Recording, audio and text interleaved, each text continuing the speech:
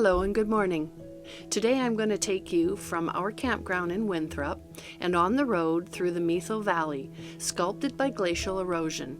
We will ride southeast through the town of Brewster towards Crown Point to see the Grand Coulee Dam.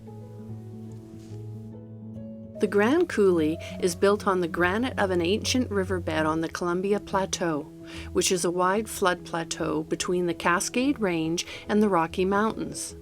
The Columbia Plateau is cut through by the Columbia River and was created by volcanic eruptions, retreating glaciers, and floods.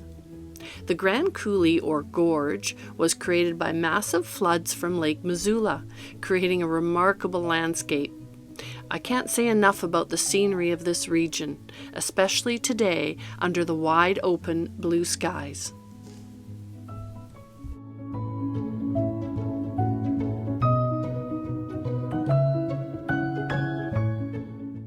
At the confluence of the Columbia and Okanagan rivers, we will enter Brewster in the gateway to the North Okanagan, the town originally named after John W. Brewster in 1896.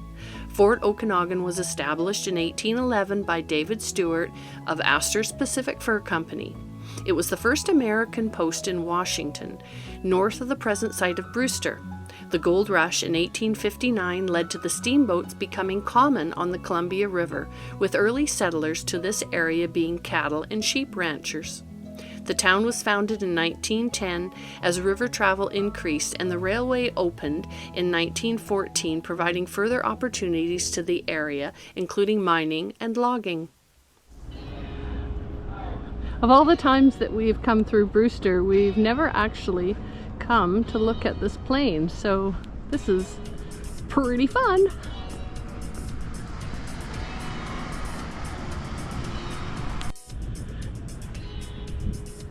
Taking a look at the T-33A shooting star.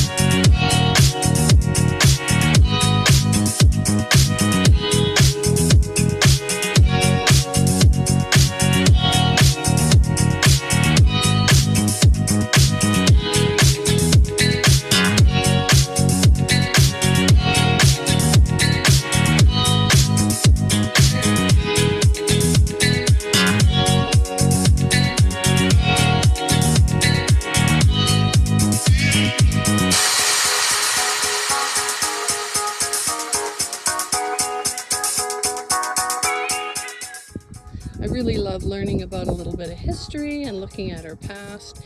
But when people shoot up signs, there's just no need for the vandalism.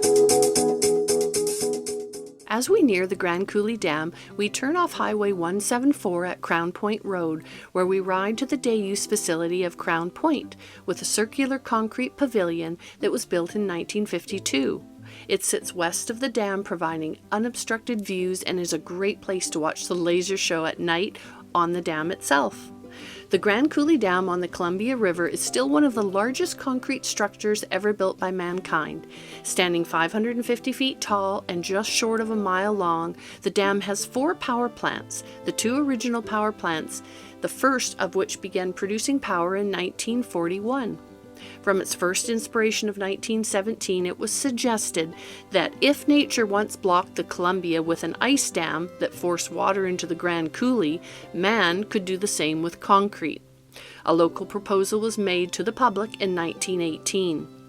Franklin D. Roosevelt supported this massive project because it put people to work during the Great Depression. Thousands of workers spent 8 years building the dam as they mined sand and gravel to the granite bedrock for the foundation before the 12 million yards of concrete went into the dam.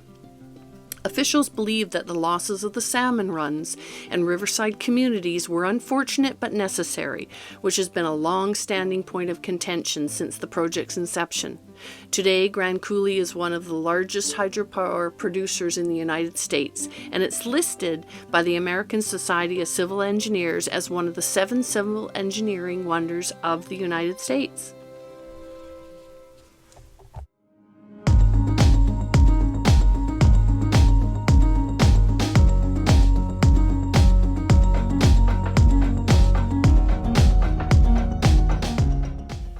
Arriving in Govan, we found a true ghost town with a terrifying past. Originally established as a railway station on the Central Washington Railway in 1889. This town was once a small farming community, large enough to boast a post office, school, 2 churches, and several businesses. Govan has been the scene of several unsolved murders. The axe murder in December of 1902 of the judge and his wife in their home was reported as the most brutal crime ever committed in the county. Less than a year later, another killing at the Govan saloon by a masked gunman added to the unsolved murders. In 1941, another woman was found murdered on her farm around the same time that her son went missing. His body was found in the nearby fields 8 years later. In 1927, a fire wiped out the town's business district. Some rebuilt, some did not. As of 1933, Route 2 bypassed the town and the town diminished. The post office and final businesses closed in 1967, and the most recent fire of 1974 led to the town's abandonment. Still standing today is the schoolhouse of 1905, which closed in 1942. The steeple toppled over in 2019. Today, the abandoned schoolhouse, post office, and grain elevator, along with a few houses both abandoned and occupied, are all that remain. If you would like to see more on Govan, including still shots, take a look on my channel, and I put together a separate video of this ghost town with a little more detail and a little more to show you.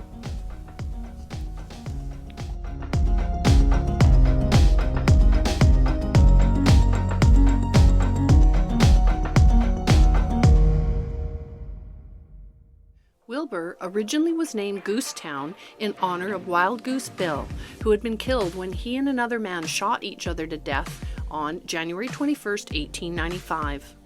The local blacksmith's wife complained she would never live in a town with such a silly name, and the town was christened Wilbur in 1889. Wilbur was located on the stagecoach line between Davenport and the mines in northern Washington, with the speculation of the railroad arriving. Soon, with good wheat crops and the railway, the town grew rapidly. A fire in October 1891 caused damage to the town, followed by a massive fire on July 5, 1901 that destroyed several city blocks. Waterworks and electric light came to Wilbur in 1903. Now, in July of 2007, Wilbur was in the news. Crop circles were found in a farmer's field roughly 10 miles north of town, just off Highway 2. The origin of these crop circles is unknown, and the phenomenon was covered by the papers and news stations everywhere. This occurred again in August 2009 and on July 31st, 2012. As we enter Creston, another town grown from wheat and the railway, it was so named because of its high altitude.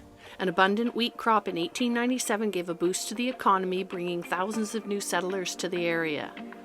In August 1902, Harry Tracy, the last member of the infamous Hole-in-the-Wall gang, was shot at Creston Ranch and killed himself there to avoid capture. In a direct quote from Seattle Daily Times on July 3, 1902, it stated, "In all the criminal lore of the country, there is no record equal to that of Harry Tracy for cold-blooded nerve, desperation, and thirst for crime. Jesse James, compared with Tracy, is a Sunday school teacher."